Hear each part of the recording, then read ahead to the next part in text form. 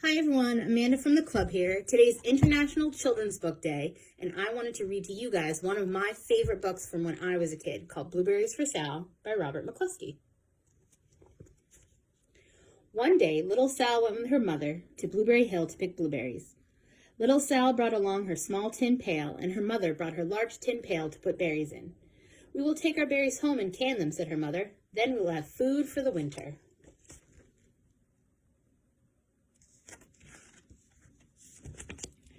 Little Sal picked 3 berries and dropped them in her little tin pail. Ka-plink, ka-plank, ka-plunk. She picked 3 more berries and ate them. Then she picked more berries and dropped 1 in the pail. Ka-plunk. And the rest she ate.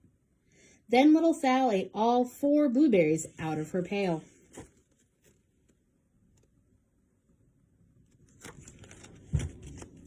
Her mother walked slowly through the bushes, picking blueberries as she went and putting them in her pail. Little Sal struggled along behind, picking blueberries and eating every single one.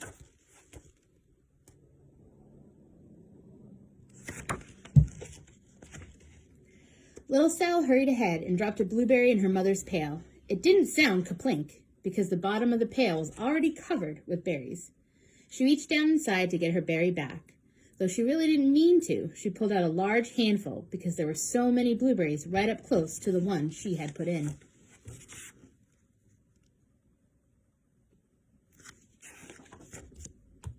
Her mother stopped picking and said, "Now, Sal, you run along and pick your own berries. Mother wants to take her berries home and can them for next winter."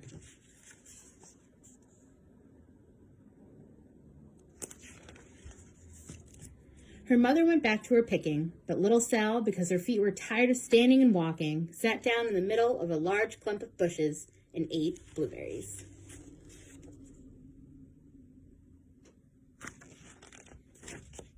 On the other side of Blueberry Hill, Little Bear came with his mother to eat blueberries.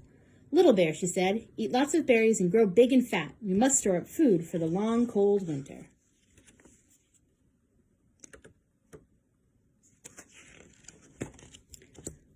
Little Bear followed behind his mother as she walked slowly through the bushes eating berries. Little Bear stopped now and then to eat his own berries. Then he had to hustle along to catch up.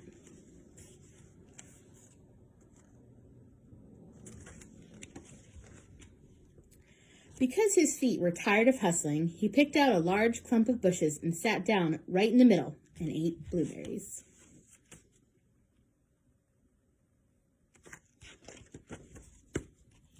Over on the other side of the hill, little Sal ate all the berries she could reach from where she was sitting. Then she started out to find her mother.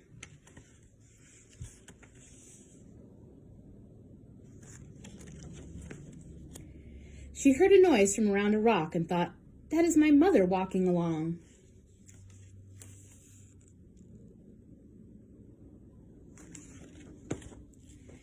But it was a mother crow and her children, and they stopped eating berries and flew away, saying, "Caw, caw, caw." Then she heard another noise in the bushes and thought, "That is surely my mother, and I will go that way."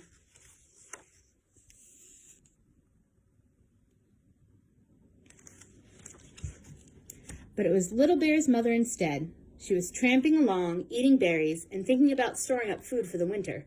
Little Sal tramped right along behind.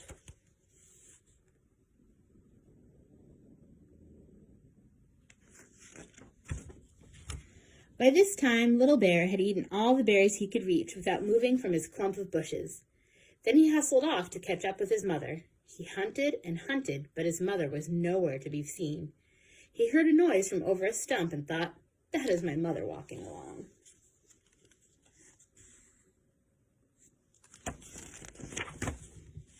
But it was a mother partridge and her children. They stopped eating berries and hurried away. Then he heard a noise in the bushes and thought, "That is surely my mother. I will hustle that way."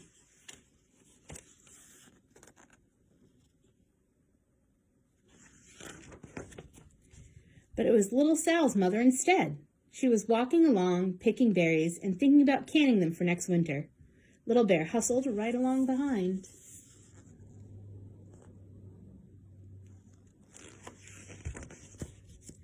Little Bear and Little Sal's mother, and Little Sal and Little Bear's mother were all mixed up with each other among the blueberries on Blueberry Hill.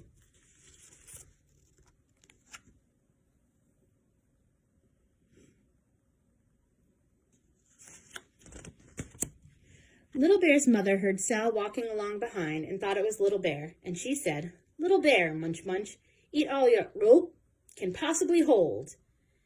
Swallow. Little Sal said nothing. She picked 3 berries and dropped them, ka-plink, ka-plank, ka-plunk, in her small tin pail.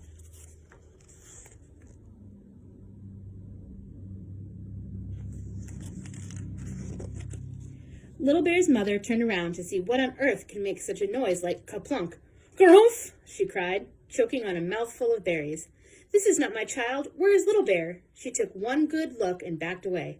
She was old enough to be shy of people, even a very small person like Little Sal. Then she turned around and walked off very fast to hunt for Little Bear.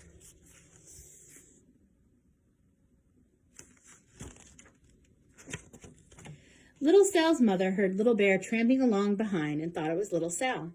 She kept right on picking and thinking about canning blueberries for next winter.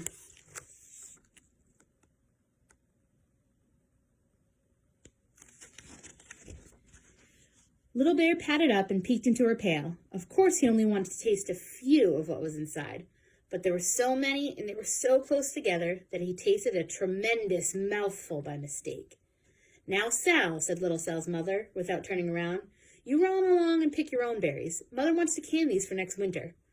Little Bear tasted another tremendous mouthful and almost spilled the entire pail of blueberries.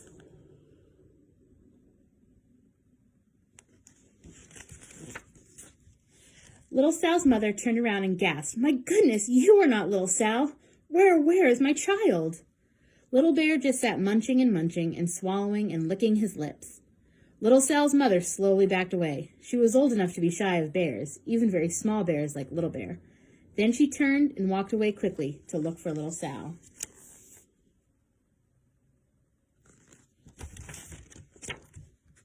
She hadn't gone very far before she heard a ka-plink, ka-plank, ka-plunk. She knew just what made that kind of noise.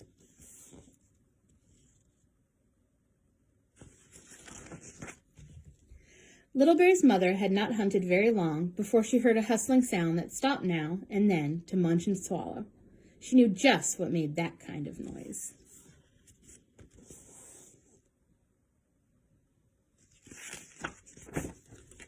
Little Bear and his mother went home down one side of Blueberry Hill, eating blueberries all the way and full of food stored up for next winter. And Little Sal and her mother went down the other side of Blueberry Hill, picking berries all the way, and drove home with food to can for next winter.